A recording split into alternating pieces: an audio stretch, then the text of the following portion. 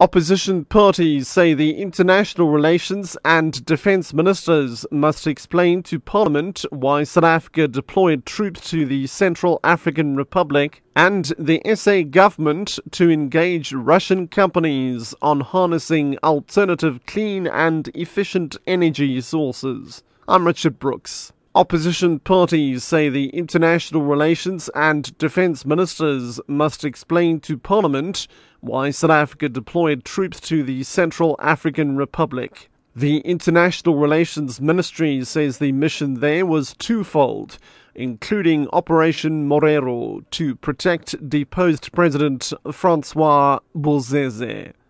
However, Defence Minister Nosiviwe Mapisa-Nqakula has denied that they were protecting an individual. The UDM's Bantu Holomisa says the ministers must explain the confusion. We first heard that there had been an agreement between our two countries entered into in 2007. One on the need to train and the other one was to protect the president.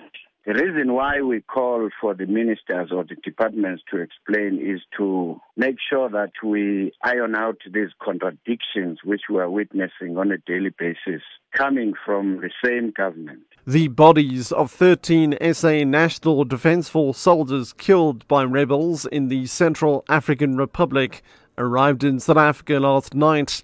Their names were released earlier. Their families will formally identify the bodies.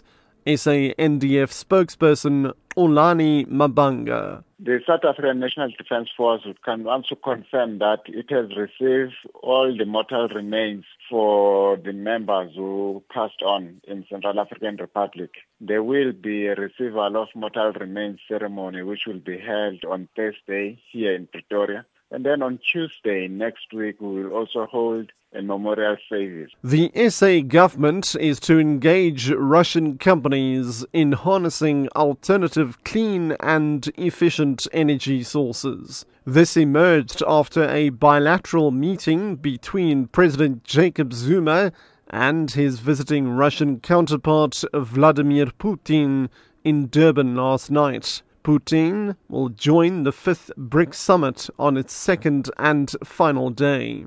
The two presidents launched a multi-billion rand defence and aerospace project cooperation agreement. This will allow South African arms manufacturer Denel to assemble and maintain Russian Mi-8 and Mi-17 helicopters. President Zuma explains. The facility is here for all Russian helicopters and aircraft systems operators in the continent, and will enable the operators to derive the benefits of Denel's extensive after-sales support presence across the continent.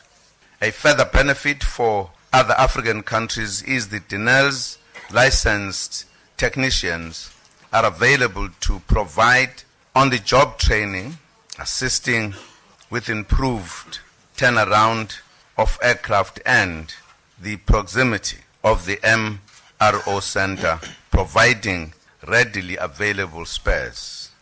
Striking post office workers have agreed to COSATU's intervention in their dispute with their employer.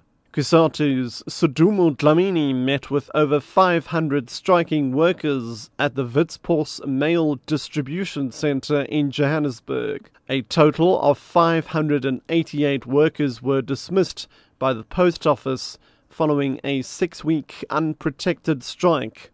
Dlamini says the workers are seeking to be reinstated to their old positions and given money they believe they are owed. Whether the money is there or not, for now, for COSATU, it's not a critical point.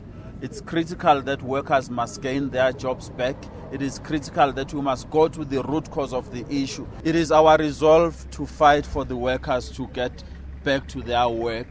It is what we are here for. Otherwise, we cannot just come and see them and not reassure them that they must get their jobs back.